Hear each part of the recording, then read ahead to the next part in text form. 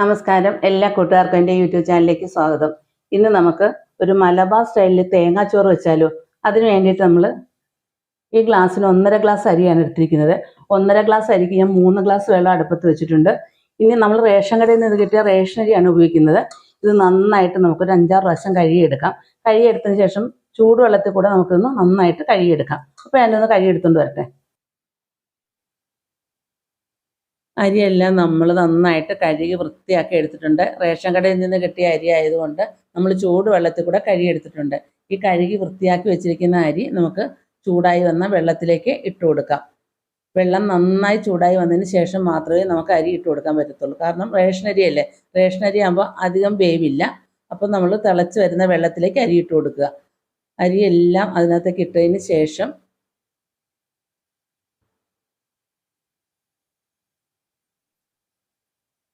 10-15 കഷ്ണം ചുവന്നുള്ളി രണ്ടായിട്ട് പൊളന്ന് വെച്ചിട്ടുണ്ട്. ഈ ചുവന്നുള്ളി കൂടെ നമുക്ക് ഇതിൻ്റെ കൂടെ ഇട്ട് കൊടുക്കാം.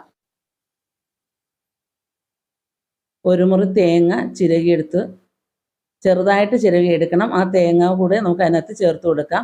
പിന്നെ 1/4 ടീസ്പൂൺ മഞ്ഞൾപ്പൊടി, 3/4 ടീസ്പൂൺ ഉലുവ, 3/4 ടീസ്പൂൺ പെരിഞ്ചീരകം, ഇവയെല്ലാം ചേർത്തതിന് ശേഷം ഉപ്പ് ചേർത്ത് ചോറ് കഴിക്കുന്ന ആളുകൾക്ക് നമുക്ക് ഈ സമയത്ത് ഉപ്പ് ഇട്ട് കൊടുക്കാം. ചില ആളുകൾ ഉപ്പ് ചേർക്കത്തില്ല. ഉപ്പ് ആവശ്യമുള്ള നമ്മൾ ഉപ്പ് നീരാണ് ചേർത്ത് കൊടുത്തിരിക്കുന്നത്. എന്നിട്ട് നന്നായിട്ട് ഇളക്കി ഹൈ ഫ്ലെയിമിലിട്ട് അരി തിളയ്ക്കുന്നത് വരെ ഹൈ ഫ്ലെയിമിലിട്ട് വേവിക്കുക. അതിന് ശേഷം നമുക്ക് ലോ ഫ്ലെയിമിലാക്കി മൂടി വെച്ച് വേവിച്ചെടുക്കാം. അരി ഊറ്റത്തില്ല, നമ്മൾ ഈ വെള്ളത്തിൽ തന്നെ വറ്റിച്ചെടുക്കുകയാണ് ചെയ്യുന്നത്.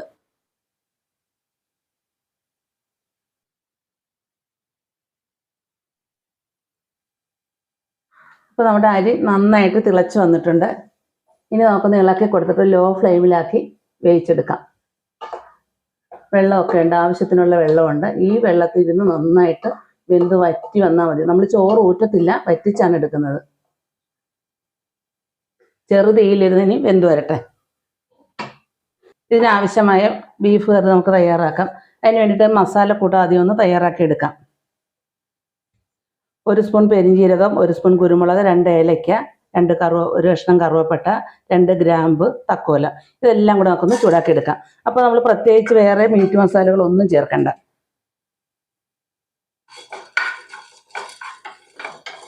അരക്കിലോ ബീഫാണ് നമ്മൾ തയ്യാറാക്കുന്നത്. അതിനുള്ള കൂട്ടാണ് നമ്മളിപ്പം ഇവിടെ എടുക്കുന്നത്.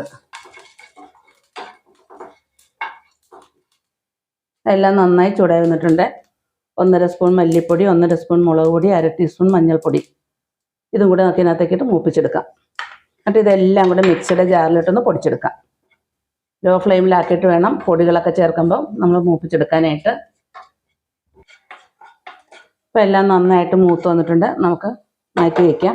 ഇനി നമുക്ക് കറി തയ്യാറാക്കുന്നതിന് വേണ്ടിയിട്ട് കുക്കർ അടുപ്പത്ത് വയ്ക്കാം. കുക്കർ ഒന്ന് ചൂടായി വരട്ടെ. അതിന് വേണ്ടിയിട്ട് 2 സ്പൂൺ വെളിച്ചെണ്ണ ഒഴിച്ചു കൊടുക്കാം. തുറന്നു നോക്കാം.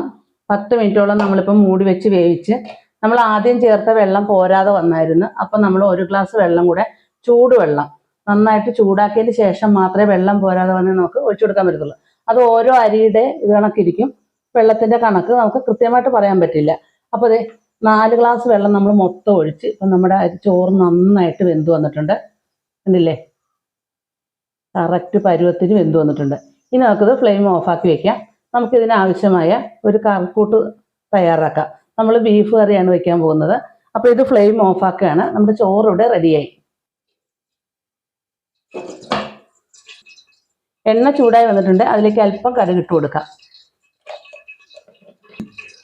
തേങ്ങാച്ചോറിന് ഏറ്റവും നല്ല കോമ്പിനേഷൻ എന്ന് വെച്ചാൽ ബീഫ് കറിയും പരിപ്പ് കറിയുമാണ്. പരിപ്പ് നമ്മൾ തേങ്ങ അരച്ച് കറി വയ്ക്കണം. നമുക്ക് ഇതൊന്ന് അടുപ്പത്താക്കിയിട്ട് ഒരല്പം പരിപ്പെടുത്ത് ഒരു പരിപ്പ് കറി കൂടെ നമുക്ക് തയ്യാറാക്കാം. തേങ്ങാക്കൊത്തൂടെ ഇട്ട് കൊടുക്കാം. ബീഫിന് തേങ്ങാക്കൊത്ത് ഇട്ട് കൊടുക്കുമ്പോൾ അതൊന്ന് ഇടയ്ക്ക് കടിക്കാൻ കിട്ടുമ്പോഴൊക്കെ ഒരു പ്രത്യേക ടേസ്റ്റാണ്. അതിന് വേണ്ടി നമുക്ക് തേങ്ങാക്കൊത്തൂടെ ഇട്ട് കൊടുക്കാം. അതൊന്ന് മൂത്ത് വരട്ടെ. തേങ്ങാക്കൊത്ത് മൂത്ത് വരട്ടെ. ആ സമയത്ത് നമുക്ക് മറ്റ് ചേരുവകളൊക്കെ ഒന്ന് പരിചയപ്പെടുത്താം. 1 കിലോ ബീഫിന് വേണ്ടിയിട്ട് 2 സവോളയും 10-15 കഷ്ണം ചുവന്നുള്ളി, 10-20 കഷ്ണം വെളുത്തുള്ളി, 1 വലിയ കഷ്ണം ഇഞ്ചി, 2 ഉരുളക്കിഴങ്ങ് അരിഞ്ഞത്, 3 പച്ചമുളക്, കറിവേപ്പില, 2 തക്കാളി, ഇത് ഇത്രയും നമ്മൾ അരിഞ്ഞെടുത്തിട്ടുണ്ട്. ഈ തേങ്ങ മൂത്ത് വരുമ്പോൾ നമുക്കിതെല്ലാം കൂടെ ഇതിനകത്തേക്ക് ഇതൊന്ന് മൂപ്പിച്ചെടുക്കാം. ആദ്യം നമുക്ക് ഇഞ്ചിയും വെളുത്തുള്ളി ഇട്ട് കൊടുക്കാം.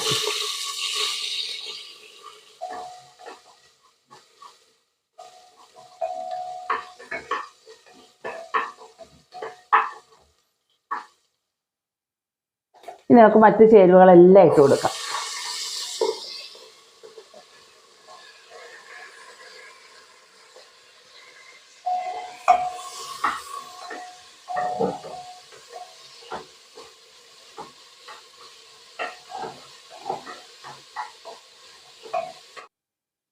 രണ്ട് തക്കാളി അരിഞ്ഞ് വെച്ചിട്ടുണ്ട്, അതുകൂടി ഇട്ട് കൊടുക്കാം. നമ്മൾ നേരത്തെ വറുത്ത് പൊടിച്ച ചേരുവകൾ അതുകൂടെ ചേർത്ത് കൊടുക്കാം. ഇതെല്ലാം കൂടെ നന്നായിട്ടൊന്ന് മൂപ്പിച്ചെടുക്കാം.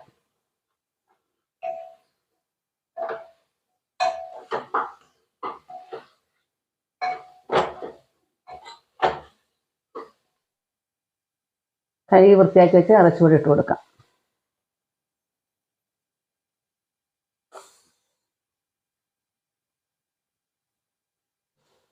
നന്നായിട്ട് എല്ലാം കൂടെ ഒന്ന് ഇളക്കി യോജിപ്പിച്ച്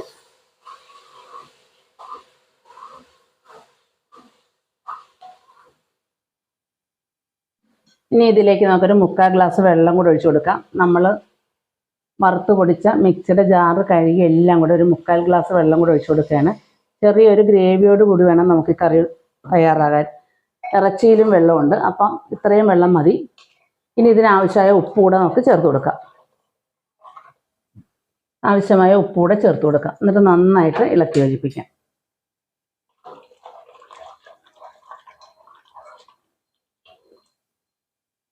എന്നിട്ട് നമുക്കൊരു 7 വിസിൽ വരുന്നത് വരെ മൂടി വെച്ച് വേവിക്കാം. അപ്പം നന്നായിട്ട് കറി ഇറച്ചിയൊക്കെ നന്നായിട്ട് വെന്ത് നല്ല പാകത്തിനായി കിട്ടും. 7 വിസിൽ വരുമ്പോൾ നമ്മുടെ ഈ കുക്കറിന് 7 വിസിലാണ് ബീഫ് ഇറച്ചിക്ക് വേണ്ടത്. മൂടി വെച്ച് കൊടുത്തിട്ടുണ്ട്. ഇനി ഇത് ഇവിടുന്ന് വെന്ത് വരട്ടെ. അപ്പോൾ ഇനി നമുക്ക് ഇതിനൊരു ചെറിയൊരു പരിപ്പ് കറി കൂടെ തയ്യാറാക്കിയെടുക്കാം. കുറച്ച് പരിപ്പ് നമ്മൾ കഴുകി വൃത്തിയാക്കി എടുത്തിട്ടുണ്ട്. അത് നമുക്ക് കുക്കറിലേക്ക് ഇട്ട് കൊടുക്കാം.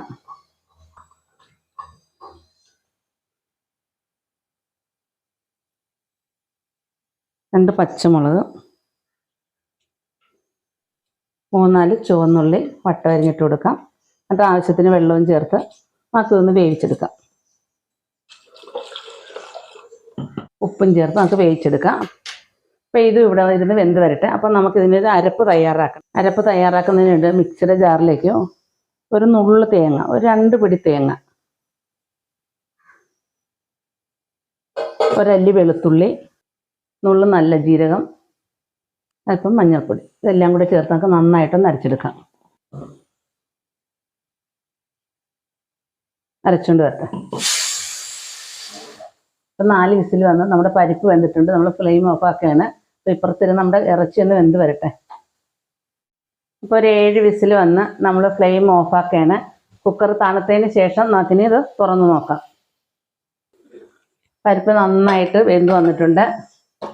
നമുക്ക് തുറന്ന് നോക്കിയിട്ട് നേരത്തെ അരച്ച അരപ്പിനകത്തേക്ക് ചേർത്ത് കൊടുക്കാം.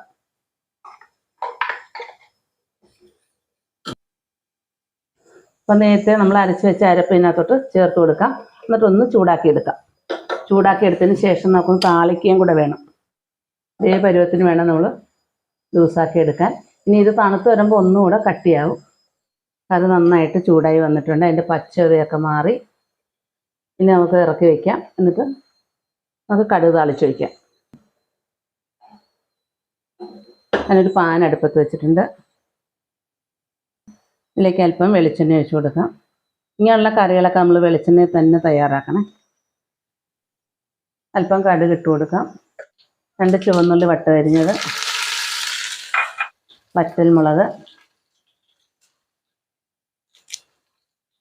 കറിവേപ്പില,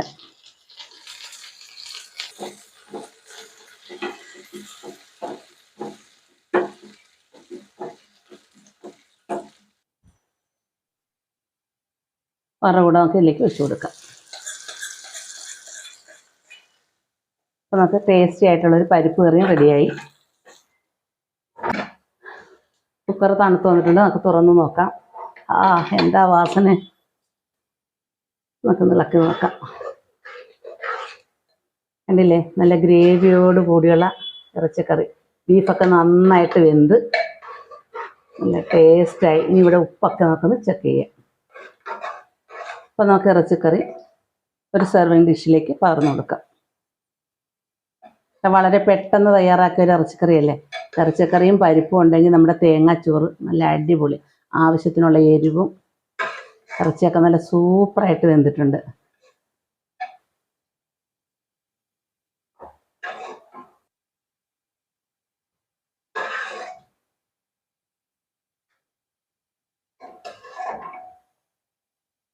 ഇത്രയും ഗ്രേവി വേണം, ഇത്രയും ചാറ് വേണം, നമുക്ക് ചോറിനുണ്ടല്ലേ.